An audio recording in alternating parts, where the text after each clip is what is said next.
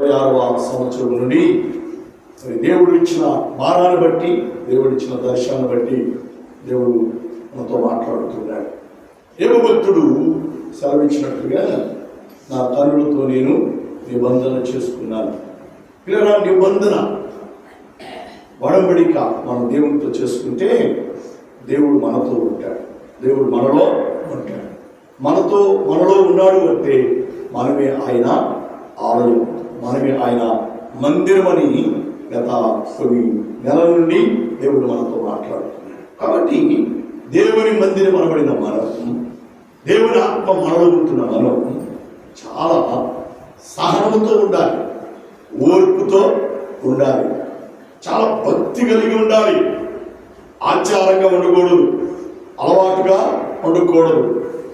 దైవికమైనటువంటి ఆత్మీయ జీవితంలో మన జీవితాన్ని మనము కొనసాగించుకునే వారముగా మనం ఉంటే పరిశుద్ధాత్మ దేవుడు మనల్ని బలపరుస్తాడు. చూడండి, గత రాత్రి మనం జ్ఞాపకం చేసుకున్న దేవుని వాక్యాన్ని వల్ల మన మనసుకు తెచ్చుకుందాం. 1వ కొరింథీయులకు రాసిన పత్రిక 13వ అధ్యాయం 4వ వచనంలో శ్రేష్టమైన మాటలు మనం జ్ఞాపకం చేస్తూ వస్తున్నాం. ప్రేమ దీర్ఘకాలము సహించును అని గత వారం నుండి మనం వింటున్నాం. ఈరోజు ప్రేమ ఎలా ఉంటుంది అంటే దయ చూపుతుంది. ఎలా ఉంటుందంట? దయ చూపించేదిగా ఉంటుంది. లేదా దేవుని మందిరం అనబడే మనం, దేవుని ఆత్మ మనలో ఉన్న మనం ఎలా ఉండాలి? దయ చూపించే వారంగా ఉండాలి. కఠినం ఉండకూడదండి. కఠినమైన మనస్సు ఉంటే మనం దేవుని మందిరములు కానే కావు. దేవుని ఆత్మ మనలో ఉంది కాబట్టి, దేవుని మందిరముగా మనం ఉన్నాము కాబట్టి మనం ఎలా ఉండాలి? దయ చూయించే వారంగా ఉండాలి, జాలిపడే వారంగా ఉండాలి. కఠినంగా ఉంటే, మూర్ఖంగా ఉంటే దేవుని ఆత్మ మనలో ఉండదు, మనము దేవుని మందిరం అనబడనే అనబడదు. కాబట్టి దయ కలిగిన వారముగా, దయ చూయించే వారముగా మనం ఉంటే అప్పుడే మనం నిజమైన దేవుని మందిరంలో ఉంటాం. దేవునికి స్తోత్రం, హల్లెలూయా. కాబట్టి పిల్లరా, మనం దయను చూయించు వారముగా ఉండాలి, దయను చూయించు వారు ఉండాలి. ఎవరి పట్ల అంటే మొదటిగా మన కుటుంబంలో ఉన్న మన వారి పట్లే దయ చూయించాలి.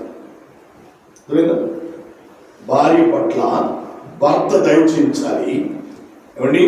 భర్త పట్ల భార్య దయ చూయించాలి. ఒకరు దయ కలిగి ఉండాలి. అప్పుడే కుటుంబ వ్యవస్థ, దేవుని మందిరం అనబడే మనము దీవెనకరముగా మన జీవితాన్ని కొనసాగిస్తాం. రెండవదిగా తల్లిదండ్రులు బిడ్డల పట్ల దయ కలిగి ఉండాలి. బిడ్డలు కూడా తల్లిదండ్రుల పట్ల దయ కలిగి ఉండాలి. అప్పుడే దేవుని కృపను మనం పొందుకుంటాము. దేవుని మందిరంలో దేవుడు ఉండి ఆనందించువాడిగా ఉంటాడు. దేవునికి స్తోత్రం, హల్లెలూయా. చాలా మంది ప్రార్థనకు వస్తారు, చాలా మంది బైబిల్ చదువుతారు, చాలా మంది పాటలు పాడతారు, చాలా మంది ప్రార్థన చేస్తారు, దేవుని మందిరంలో పరిచర్య చేస్తారు, పని చేస్తారు. కానీ దయ మాత్రం ఉండదు. చాలా కుటుంబాలు చాలా విచిత్రంగా ఉంటాయండి, చాలా విచిత్రంగా ఉంటాయి. భార్యాభర్తలు మాట్లాడుకోరు, పిల్లల్ని మధ్యవర్తులుగా పెట్టుకుంటారు. కూతురుతో అమ్మ మాట్లాడింది, ఇంట్లో ఏమి లేవు అని అమ్మాయి చెప్తే అమ్మాయి పోయి నాన్నకి చెప్పింది. అబ్బాయితో నాన్న మాట్లాడతాడు. అబ్బాయి వచ్చి అమ్మకి చెప్తాడు, నాన్న ఈ కూర తినంట, వేరే కూర కావాలంట, నాన్నకి ఇది వద్దంట, ఏది కావాలంట. అంటే పిల్లలను మధ్యవర్తులుగా పెట్టుకొని కుటుంబ వ్యవస్థను నడిపేటువంటి కుటుంబాలు ఎన్నో ఉన్నాయి. అంటే ఆ కుటుంబంలో ఎవరు లేరు? దయ చూయించే దేవుడు లేడు, దయ చూయించే దేవుని ఆత్మలే. కాబట్టి వారిలో దయ అనే లక్షణము లేవు. ఇది పిల్లలు కుటుంబ వ్యవస్థ, తీరా మళ్ళా వస్తే ముందుకు వస్తే అత్తమామల దగ్గరికి వచ్చామనుకోండి, కుమారుడు కోడల దగ్గరికి వచ్చామనుకోండి, ఎంత కఠినంగా ఉంటారు, ఎంత సాయిగా మాట్లాడతారో. అత్త కోడలు చూసి ఎంత బాధ పెట్టిందో, ఎంత కఠినంగా మాట్లాడిందో. మరిద్దరు ప్రార్థనకు వస్తారు, ఇద్దరు ప్రార్థన చేస్తారు, ఇద్దరు దేవుని ఆత్మని కలిగిన వారుగా ఉంటారు. కానీ దేవుడు మాత్రం వారిలో ఉండడు, దేవుని ఆత్మ వారిలో ఉండదు. కారణం ఏంటి అంటే కోడల్లో దయ లేదు, అత్తలో కూడా దయ లేదు. దయ లేకుండా ఇవంత ప్రార్థన చేసి ఏం ప్రయోజనం, ఇవంత దేవుని ఆరాధించి ఏం ప్రయోజనం, నువ్వు ఎన్ని రోజులు ఉపవాసం ఉన్నా ఏం ప్రయోజనం? సహోదరి సహోదరా, చేతులు జోడించి మనం చేస్తున్నాను.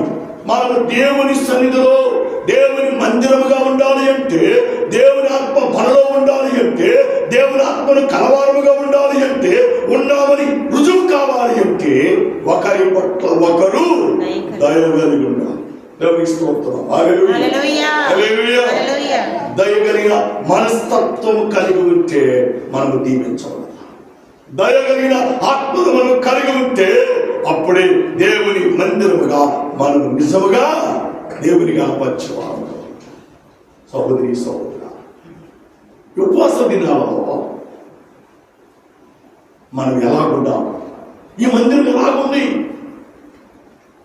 ఒకసారి మనల్ని మనం పరీక్షించుకుందాం, ఒకసారి మనల్ని మనం పరిశోధన చేసుకుందాం. బాబు, కుమారుడు తండ్రి ఉండాలనుకుంది, వారు కూడా కనికరము లేని వారుగా ఉంటున్నారు, కఠినంగా ఉంటారు. తండ్రి ఎంతో సంపాదిస్తాడు, కానీ బిడ్డకి ఇయటానికి ఇష్టపడరు. అంతా ఉంటుంది, ఏమి ఇవ్వడు. కుమారుడు ఏడుస్తున్నా, బాధ పెడుతున్నా, ఆర్థికంగా నలిగిపోతున్నా, ఆర్థికంగా కృంగిపోతున్నా, తండ్రి కుమారుడు పట్ల దయ చూయించడు. ఎంత కఠినమండి, ఎంత కఠినం అంటే దేవుని ఆత్మ దేవుని మందిరములనే. అందువల్లే దయ చూయించని కఠినమైన మనసు. అంత మాత్రమే కాదు కదా, కుమారుడు పెద్దవాడైపోయాడు, తండ్రి వృద్ధాప్యం వచ్చేసింది, తను సంపాదించిన ఆస్తి అంతా కలిగిపోయింది, ఇప్పుడు ఏమి లేదు. ఇప్పుడు కుమారుడి మీద ఆధారపడినటువంటి రోజులు వచ్చేసాయి. బాబు, అరే నీ మాట నేను వినలేదు, నేను ఇంకేమి సాయం చేయలేకపోయాను, రైతు నన్ను క్షమించయ్యా, కానీ నేను వృద్ధాప్యంలో ఉన్నాను, నడవలేకపోతున్నాను, సంపాదించుకోలేకపోతున్నాను, నాకు సహాయం చేయాలంటే వాడు పాత దినాలు జ్ఞాపకం చేసుకుని, నువ్వు నాకేం సహాయం చేశావు, నువ్వు నాకేమిచ్చావు, నేను ఇవ్వటానికని ఈ కొడుకు కూడా కఠినుడుగా, మూర్ఖుడుగా, మూర్ఖత్వముతో మాట్లాడి దయలేని మందిరులుగా మిగిలిపోతున్నారు. పిల్లరా, ఈ దినాలలో దేవుడు అంటే మన దేవుడు అనుకుంటున్నాం, దైవికమైనటువంటి భక్తి ఉందనుకుంటున్నాం, ప్రార్థన జీవితం ఉందనుకుంటున్నాం, విశ్వాస జీవితం ఉందని చెప్పుకుంటున్నాం, కానీ దయ చేయించలేని పరిస్థితుల్లో మన జీవితాలు కఠోరమైన జీవితాలుగా మిగిలిపోతున్నాయి. అలా ఉండకూడదు అని ఉపవాస దినాన దేవుడు మనతో మాట్లాడుతున్నాడు. దేవునికి స్తోత్రం. హల్లెలూయా హల్లెలూయా. అందుకే యేసయ్య ఒక చక్కని ఉపమానాన్ని జ్ఞాపకం చేశాడు. ఒక తండ్రికి ఇద్దరు కుమారులు ఉన్నారు. ఎంతమంది ఉన్నారు? ఇద్దరు కుమారులు ఉన్నారు. వారిలో చిన్నవాడు తండ్రి మీద తిరుగుబాటు చేశాడు. తిరుగుబాటు చేసి ఆస్తులు నాకు వాటాయి, డబ్బులు నాకు వాటాయి, బంగారంలో నాకు వాటాయి, నేను అన్ని తీసుకొని వెళ్ళి దూరదేశానికి వెళ్ళి వ్యాపారం చేసుకుని నీకంటే ధనికుడిగా, నీకంటే భాగ్యవంతుడిగా నేను బలపడతాను, నేను సంపాదించుకుంటానని తండ్రి మీద తిరుగుబాటు చేసి ఆస్తిని పంచుకొని దూరదేశానికి వెళ్ళిపోయాడు.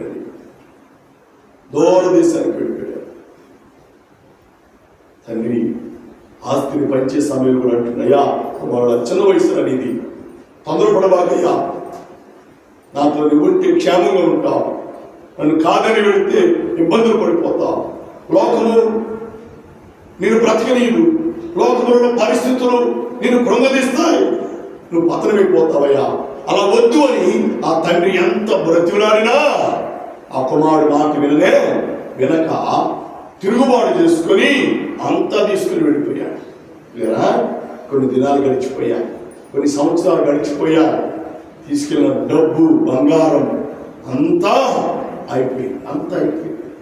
కానీ తండ్రి ఏం తెలుసా, కన్న ప్రేమ కాబట్టి, కన్న కడుపు కాబట్టి కుమారుడిని తలుచుకుంటూ ఆలోచన చేస్తున్నాడు.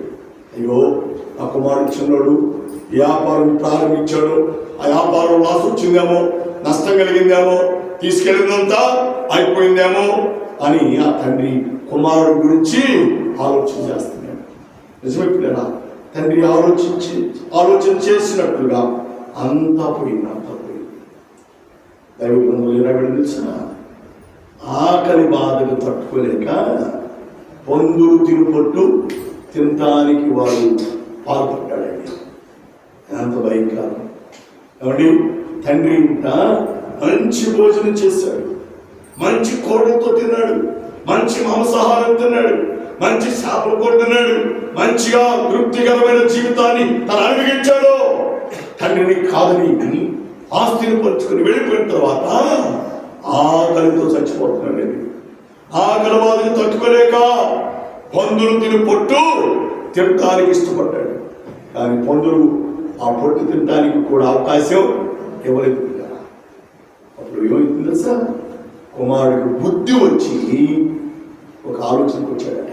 అయ్యో నా తండ్రి ఎంతో మంది పనివారు పనిచేస్తున్నాడు, ఇప్పుడు నా తండ్రి దగ్గరికి నేను కుమారుడుగా వెళ్తున్నాను, కానీ నేను కూలివారిగా వెళ్తాను. ఎంత మంచి మనసు కుమారుడికి వచ్చిందండి. సహోదరుడా, దేవుని మందిరంలో దేవుడు ఉండాలి అంటే, దేవుని మందిరంలో దేవుని ఆత్మ ఉండాలి అంటే, ఈ కుమారుడు వచ్చిన పశ్చాత్తాపము, ఈ కుమారుడు వచ్చినటువంటి నలిగిన హృదయము, విరిగిన హృదయము నీలోకి వస్తే వాళ్ళ తండ్రి ఇంటికి వస్తాం. దేవునికి స్తోత్రం. హల్లెలూయా, హల్లెలూయా. సహోదరి సహోదరుడా, కానీ తండ్రి అంట రోజు కుమారుడి కొరకు తనకున్న విద్యకి 4 దిక్కులు తీరు చూస్తున్నాడు. ఇంకా వస్తాడేమో, ఇటు వస్తాడు, అటు వస్తాడని 4 దిక్కులు చూస్తున్నాడు, రోజు చూస్తున్నాడు. కానీ ఒక రోజున కుమారుడు రానే వస్తున్నాడు. వెళ్ళేటప్పుడు ఉన్నటువంటి సోకు సగసు ఇప్పుడు లేనే, ఆకారం కోల్పోయాడు, రూపాన్ని కోల్పోయాడు, రోమం పెరిగిపోయాయి, గడ్డాలు పెరిగిపోయాయి, తను వేసుకున్న మురికి వస్త్రాలుగా మారిపోయాయి. పిల్లరా, అసహ్యమైనటువంటి వ్యక్తి కనబడుతున్నాడు. అయినా కానీ తండ్రి యొక్క కంటికి అతడు తన కుమారుడుగానే కనపడ్డాడు. ఈ మురికి, మలినం, ఈ గడ్డం, ఈ వస్త్రాలన్నీ ఏమి మర్చిపోయాడండి. కుమారుడు దూరముగా ఉన్నప్పుడే పరిగెత్తుకొని వెళ్ళి, తప్పిపోయిన నా కుమారుడా తిరిగి నా దగ్గరికి వస్తున్నామని అతని గట్టిగా కౌగిలించుకుని మేడ మీద ముడి పెట్టుకున్నాడు. అందరూ చప్పట్లు కొట్టి దయ చూయించే మనస్సు తండ్రికి ముందు. నువ్వెంత కఠినమైనా, నువ్వెంత దూషించినా, నువ్వెంత అసహించినా, నువ్వెంత తిట్టినా, నువ్వెంతగా ఇబ్బంది పెట్టినా తండ్రికి కుమారుడు బరువు కానే కాదు. గట్టిగా కౌగిలించుకున్నాడు. ఇంటికి తీసుకొని వచ్చాడు. పనివారిని పిలిచాడు. పనివారు రండి, తగ్గిపోయిన ఈ నా కుమారుడు నాకు దొరికాడు. ఆ దగ్గరికి వచ్చేసాడు. ఎంత గొప్ప సంతోషం అంటే, ఈ మందిరంలో దేవుడు ఉన్నాడు అంటే దయచేయించే మనస్సు మనం కలిగి ఉండాలి. తల్లి అయినా, తండ్రి అయినా, కుమారుడైనా, కుమార్తె అయినా, కోడలైనా, అత్తైనా, మామైనా, అల్లుడైనా దయ చూయించే మనస్సు, ఆత్మ సంబంధమైన హృదయం మనం కలిగి ఉంటే ఈ మందిరములో దేవుని ఆత్మ ఉంటుంది. దేవునికి స్తోత్రం. హల్లెలూయా, హల్లెలూయా, హల్లెలూయా. మనం దయ చూయించే వారంగా ఉంటే ఈ ఉపవాస కూడికి, ఈ ఉపవాస ప్రార్థనకి అర్థం ఉంటుంది. ఉపవాస ప్రార్థన చేస్తూ, ప్రార్థనకు వస్తూ, దేవుని వాక్యం వింటూ, ఇంకా నువ్వు కఠినంగా ఉంటే, ఇంకా నువ్వు మూర్ఖంగా ఉంటే, ఇంకా నీ జీవితం మారకపోతే నీ మందిరములో దేవుడు ఉండనే ఉండడు. దేవుడు లేకపోతే ఈ మందిరము దేనికి పనికిరానే. ఈ దేవుడు లేని మందిరము నిష్ప్రయోజనము, వ్యర్థమైనదే. అదే అంటాడు చక్కని మాట. 1 కొరింథీ 3:16 అంటాడు, ఎవడైనా దేవుని మందిరమును పాడు చేస్తున్నాడులా నేను వారిని పాడు చేస్తాను. పాడు చేయటువంటి ఏంది? దయ చూయించుకోవటమే నీ మందిరం పాడైపోవడం. నువ్వు సహించుకోవటమే నీ మందిరం పాడైపోవడం. సహించాలి, దయా చూయించువారుగా మనం ఉండాలి. అలా ఉంటే పరిశుద్ధాత్మ దేవుడు మనల్ని బలపరుస్తాడు. సహోదరి సహోదరుడా, చేతులు జోడించి మనం చేస్తున్నాం. మనం దేవుని మందిరం. ఈ మందిరము దయ చూయించేదిగా ఉంటుంది, దయను వెల్లడిపరిచేదిగా ఉంటుంది, దయను కనపరిచేదిగా ఉంటుంది, దయను బహిరంగంగా ప్రకటించేదిగా ఉంటుంది. అలా మనం ఉండాలి అని దేవుడు మనతో మాట్లాడుతున్నాడు. మన జీవితాన్ని సరి చేసుకుందామా? మన జీవితాన్ని బాగు చేసుకుందామా? దయ చూపించే వారుగా మనం ఉందామా? నాలో చాలా మంది అండి, చెప్పకూడదు కానీ చాలా మంది అండి కన్న తల్లిదండ్రులనే దయలేని కసాయి వారిగా నెట్టేస్తున్నారు, చంపేస్తున్నారు. ఎంత భయంకరం, ఎంత భయంకరం! కన్న తల్లిదండ్రులే బిడ్డలను హతమారుస్తున్నారు, చంపేస్తున్నారు. ఎంత భయంకరం, ఎంత దౌర్భాగ్యం! అంటే వారి హృదయం వారంత కఠినముగా మారిపోయారు. అంటే వారి మందిరంలో దేవుడు లేడు. ఎవరున్నారు? సాతాను ఉన్నాడు. సాతాను వారి హృదయంలో, వారి దేవాలయంలో చెప్పేసి కూర్చున్నాడు, సింహాసనం వేసి కూర్చున్నాడు. కాబట్టి వారి ఆలోచనలన్నీ సాతాను ఆలోచనలే, వారి ఉద్దేశాలన్నీ సాతాను ఉద్దేశాలే. అవి నువ్వు ఉండకూడదు అని ప్రభు పేరిట, ప్రభు నామములో నేను మీకు మనం చేస్తున్నా. ప్రేమించే మనస్సు మనకు కావాలి, సహించే మనస్సు మనకు కావాలి, దయచేయించే మనస్సు మనకు కావాలి. ఇదే దేవుని మందిరంలో ఉన్న గొప్ప ఆత్మీయ లక్షణాలు, గుణాలు అని దేవుని వాక్యము ద్వారా దేవుడు మనకు జ్ఞాపకం చేస్తున్నాడు. సహోదరుడా, సహోదరి, నేను ముగించబోతున్నాను. మనల్ని మనం దేవునికి అర్పించుకున్నాం, మనల్ని మనము దేవుని దేవాలయముగా అమర్చుకున్నాం. మనమే దేవుని మందిరం ఉంటున్నాం. కాబట్టి మనము కఠినంగా ఉండకూడదు, మూర్ఖంగా ఉండకూడదు, గర్వంగా ఉండకూడదు, అతిశయంగా ఉండకూడదు. లేదా మనల్ని మనము దేవుని మందిరం అనే సంగతిని ఎరిగిన వారమై దయ చూయించుకుంటూ ఉండాలి, దయ చూయిస్తూ ఉండాలి. దేవునికి స్తోత్రం. హల్లెలూయా, హల్లెలూయా. ఒక అత్తంట కోడలను చాలా ఇబ్బంది పెట్టినాడు, చాలా ఇబ్బంది పెట్టినాడు. రోజు ఇంట్లో ఎవరు లేరంట, ఇద్దరే ఉన్నారంట. అత్తానికి అవక్కన అన్నం ప్లేట్లు అన్నం వేసుకొని మంచిలు తెచ్చుకోకూడదు కూర్చొని అన్నం తింటుందంట. అన్నం తింటా ఉంటే అత్త గొంతు కొట్టుకుందంట, కోడలు కాకేస్తుందంట. మా అమ్మాయి గొంతు కొట్టుకుని తొందర మంచిలు అంటుందంట. ఏమంటుందంట, నన్ను విద్యావుగా నువ్వు సావాలి, నేను చూడాలి, నేను మంచిలో ఏమంటుందంటే, ఎంత కఠినమైన మనసు అండి, ఎంత కఠోరమైన మనసు అండి, ఎంత మూర్ఖమైన మనసు అండి. అమ్మా నీకు దండం పెడతాను, ఈసారి నుంచి అట్ట అన్నే అన్నమ్మ నన్ను బతికించమ్మ, మంచిలు ఇవ్వమని బతికినట్టున్నా. ఎప్పుడైనా బుద్ధి వచ్చిందా? ఎంత కఠినం! కక్షలు కాదని కావలసింది, పగలు కాదని కావలసింది, దేశాలు కాదని కావలసింది, మనలో దయ చూపించే మనస్సు మనం కలిగి ఉండాలి. అది దేవుని మందిరముకున్న గొప్ప ఆత్మీయ ఆశీర్వాదములతో కూడిన తలంపు కదా.